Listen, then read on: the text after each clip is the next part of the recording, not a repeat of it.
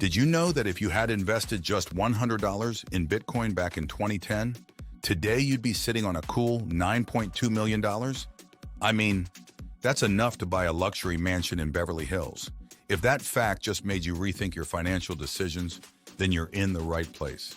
Because today we're talking about cryptocurrency, how it works, and how you, as a beginner, can become a crypto pro. Yes, even in this complex and ever-changing market, understanding cryptocurrency. Now let's say you're in a sci-fi movie. You're in a world where physical money just doesn't exist. Instead, everyone uses virtual money. That's pretty much cryptocurrency for you. However, it's more like the James Bond of digital money. It uses cryptography for security, making it extremely secure and resistant to fraud.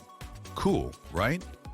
Back in 2009, when the world was just recovering from a financial crisis and trust in traditional banking systems hit an all-time low, Bitcoin emerged. It was actually created by an anonymous person known as Satoshi Nakamoto.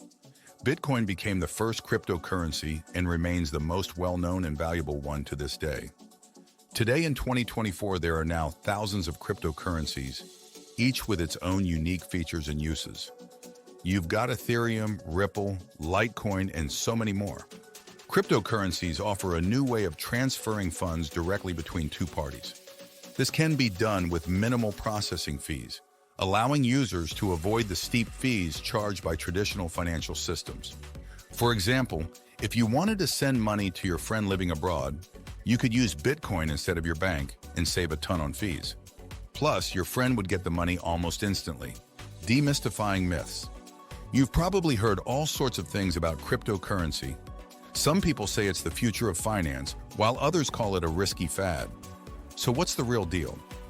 Let's start with the most common myth. Cryptocurrency is just a get-rich-quick scheme. Yes, it is true that some people have made a fortune from investing in cryptocurrency. Remember the Bitcoin example from earlier? But for every success story, there are countless others who've lost money. Investing in cryptocurrency is not a guaranteed way to make money. It's not like finding a magic lamp with a genie inside that'll grant you riches. Although, wouldn't that be nice? Another common misconception is that cryptocurrency is only for tech-savvy individuals. Sure, the technology behind cryptocurrency can be complex, but you don't need to understand all the technical details to use cryptocurrency. Pretty much like driving a car. You don't need to know how the whole engine works to drive from point A to point B, right? Similarly, you don't need to be a tech whiz to invest in or use cryptocurrency. All you need is a basic understanding and the willingness to learn. If you've been following the news, you've probably seen headlines like Bitcoin price plummets or Ethereum reaches new high. The prices of cryptocurrencies can change rapidly in a very short time, making the crypto market extremely volatile. There's also the concept of blockchain, which is a type of database. It's one of the key reasons why cryptocurrencies are secure and transparent. Every time a transaction is made, it's added to the blockchain, and once it's added, it can't be changed or removed. This makes fraud and double spending nearly impossible. Finally, getting started. Feeling more confident about cryptocurrency now? Great! But how do you actually get started with it? First of all, you'll need a digital wallet. Think of it as your personal bank account for cryptocurrencies. But instead of storing physical money, it stores the digital codes, or you can say keys, that give you ownership of your cryptocurrencies. There are many types of wallets out there. Online wallets are easy to use and accessible from anywhere, but they can be vulnerable to hacks. Hardware wallets, on the other hand, are like the Fort Knox of crypto wallets. They store your keys offline on a physical device, making them highly secure, but they can be a bit more complicated to set up and use. So take your time and choose a wallet that suits your needs and comfort level. Next, you'll need to choose a cryptocurrency exchange where you can buy and sell cryptocurrencies. There are many exchanges out there. Some offer a wide variety of cryptocurrencies to choose from, while others focus on the major ones like Bitcoin and Ethereum. Some have user-friendly interfaces and are great for beginners, while others offer advanced trading features for more experienced traders. Again, do your research and choose an exchange that fits your needs.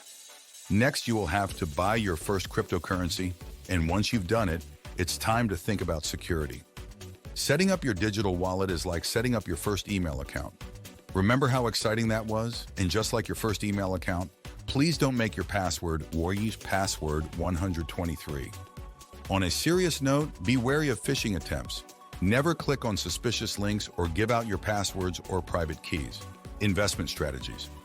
All right, so once you've got your wallet and exchange set up, it's time to think about your investment strategy. A popular one is dollar cost averaging, where you invest a fixed amount in cryptocurrency at regular intervals, regardless of the price. The idea is that over time, you'll buy more crypto when prices are low and less when prices are high, potentially lowering your overall costs. For example, if you decide to invest $100 in Bitcoin every month, some months you'll get more Bitcoin for your buck, and some months you'll get less, depending on the market price. Pretty smooth strategy if you ask me. Another important concept is diversification. By spreading your investments across a variety of cryptocurrencies, you can potentially reduce your risk. According to a study, portfolios that included Bitcoin along with other assets like stocks and bonds performed better than portfolios without Bitcoin. So it might be a good idea to spread your bets. Now on to hodling. This term originated in the crypto community, and it's based on a typo of the word hold. It refers to the strategy of buying and holding onto cryptocurrency, even when the market is volatile. Hodlers believe in the long-term value of cryptocurrency, even when the market is down. It's like being in a rocky relationship. Even when times are tough, you stick it out because you believe in the potential of your partner, or in this case, your Bitcoin. Interestingly, there's also a psychological aspect of investing. The crypto market can be a roller coaster ride of ups and downs. It's easy to get swept up in the excitement when prices are soaring, and equally easy to panic when prices are plummeting. But successful investing often requires keeping your emotions in check. This is known as emotional intelligence in investing. According to a study, investors with high emotional intelligence tend to make better investment decisions. So it's not just about the numbers, it's also about understanding your emotions and reactions, where cryptocurrency gets its value from. Okay, so you've got your investment strategies down and you're ready to jump into the crypto pool. But wait, have you ever stopped to wonder why these digital coins are worth anything at all? I mean, they're not shiny like gold or backed by the government. You can't hold them in your hand, and you certainly can't use them as a coaster for your coffee mug. So what gives? Well, the value of a cryptocurrency like Bitcoin comes from a few different factors. First up, supply and demand. The total number of Bitcoins that will ever exist is capped at 21 million. That's less than the population of Australia. This scarcity, much like my ability to do a handstand, creates value because it's rare. Secondly, we know cryptocurrencies can be used for transactions, both online and offline. The more places that accept it, the more useful and therefore valuable it becomes. There's also the cost of producing a cryptocurrency, also known as mining. Miners use powerful computers to solve complex mathematical problems, and in return, they are rewarded with cryptocurrency. According to a study by the University of Cambridge, Bitcoin mining uses more electricity annually than the whole of Argentina. Wow. Lastly, market sentiment plays a big role. News, speculation, and hype can all influence how much people are willing to pay for a cryptocurrency. So while cryptocurrencies aren't backed by physical assets, they derive their value from scarcity, utility, cost of production, and market sentiment. It's a whole new way of thinking about value, isn't it? Now let's move on to some important precautions you need to take in the crypto world. Risks and precautions. Just like in any other field, there are people in the crypto world who are looking to make a quick buck at the expense of others. From fake exchanges to Ponzi schemes, there are a number of scams that you should be aware of. But come on, don't let this scare you away.